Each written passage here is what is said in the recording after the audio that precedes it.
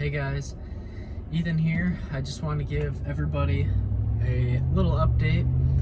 I know some people do ask occasionally where I've been or if I'm still alive, stuff like that, and I appreciate people reaching out.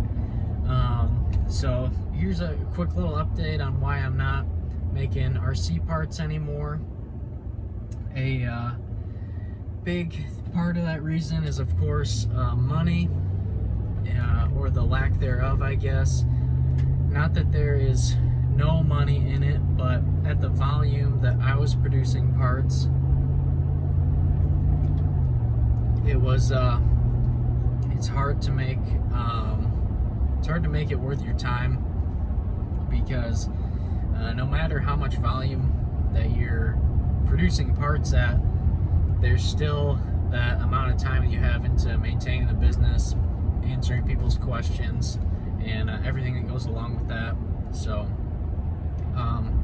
there just wasn't enough money in it for me anymore.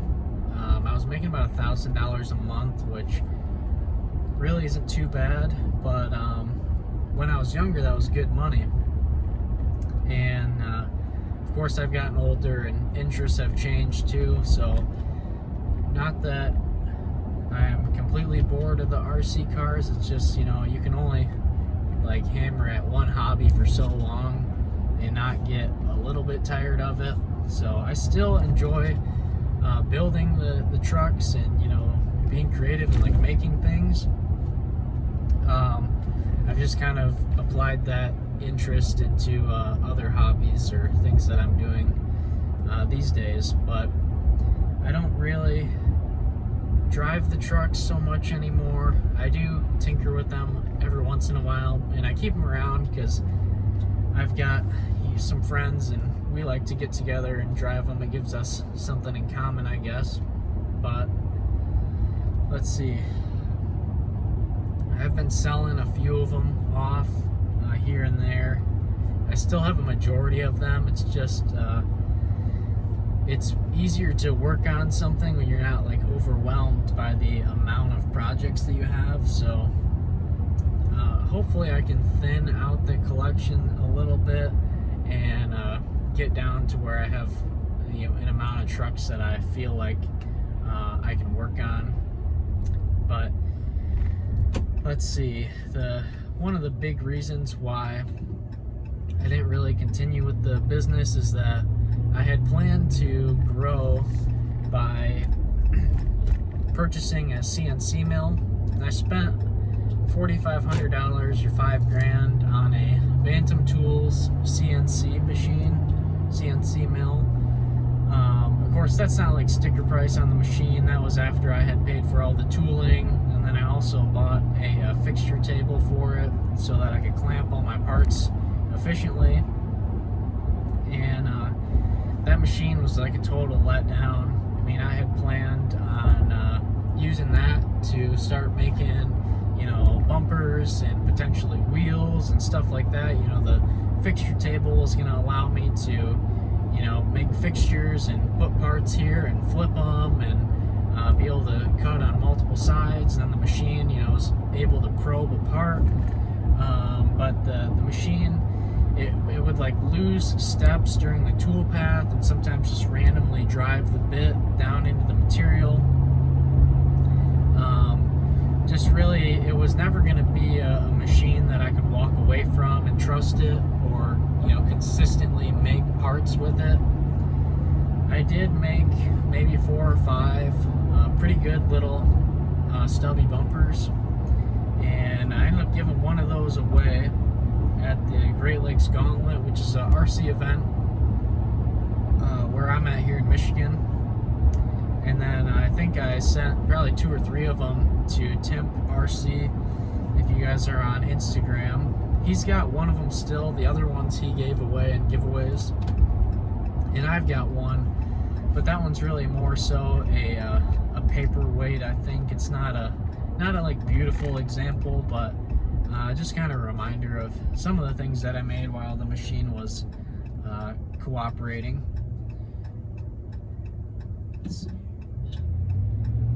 So that was how I had intended to grow the business, and that really didn't pan out for me. And then on top of that, I started buying and selling tractors during COVID because I was shopping on Marketplace for a boat. I had all this money, I chronically saved money when I was younger, and I really wanted to buy a speedboat, just something fun. And I ended up finding a really good deal on a little Kubota tractor, and that turned into a whole nother business where I was buying and selling tractors, fixing them up. I would buy trade-ins from dealers, used attachments. It was its whole own business, and that was really good up until about last summer when I say the COVID money, ran out. Everybody had all this extra money to spend, and the dealers had no, new inventory. So even if financing terms were appealing, dealers didn't really have anything to sell you. And so I guess that helped getting a lot of people to purchase a used tractor in cash. So that business has kind of fizzled out too a little bit, and now I am on to excavating. So I went and got my Michigan residential builder's license, because to get that is the same course in Michigan as getting your excavation license. A lot of people don't even know the license exists, but I guess better to be licensed than to run into problems with that in the future. And then I also went and got my commercial driver's license this spring. I just thought it'd be cool to be able to drive big trucks, or if I wanted to go get like a dump truck job, driving a dump truck or something like that, hauling equipment. But also I'm going to need the CDL for moving my excavator, because the excavator I bought's about 12,000 pounds. But anyways, this excavating business, it's really too early to tell, anything about it. But so far, I've been a lot busier. Like today, I quoted like 5 jobs, and right now it's about 7:30. I just met with another customer to sign a contract tonight. So far this has been pretty good for me. I like to be busy. I think people especially for young guys, it's important to have something you have to do during the day. So for me, as someone who's self-employed, to have something I need to do every day is a really big motivator, and it helps you feel accomplished. But I guess jumping back to the RC business, I'm not trying to keep anybody from being able to get the parts that I once produced. A lot of people tell me, I should just put the designs out there, or make it so that people can purchase the designs on my website. And as good as that sounds, there's really a pretty slim number of people who would have the ability to purchase the design, then take that file and find somebody who can even cut the part, and then you have to put together all the hardware, tap the aluminum pieces. There would be so few people who would actually go through with all that effort. And on top of that, there's really no money in selling the files. I don't think there is really, because there's such a slim number of people who want to purchase them. So when I had first closed the business, there was some interest in selling it, sell the website, because the website's all set up with the products. You get the domain name, all the files for the parts, and then you can have somebody like I had towards the end cut all the parts for you, tap them all. Pretty much all that's left is packaging up parts and answering people's questions, dealing with shipping. But nobody really wanted to buy the business. I had offered it to a handful of people for $2,500. So if, I'm willing to sell all that for $2,500 and it's really like turnkey and you're making $1,000 a month, I mean, it's really like 2.5 months of work until you're, making that money. You've paid back your investment, besides inventory. But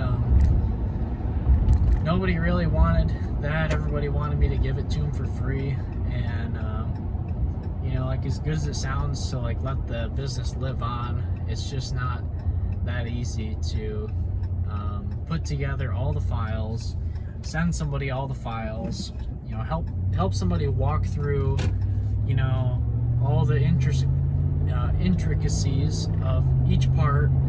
I have hardware lists for each kit. Like, as easy as it sounds, it would just be like a big headache for me, and it would absolutely be worth the $2,500 to me, but like, at the same time, I have other work lined up, and that's just a lot of sitting in front of the computer. So that's why the business probably won't live on.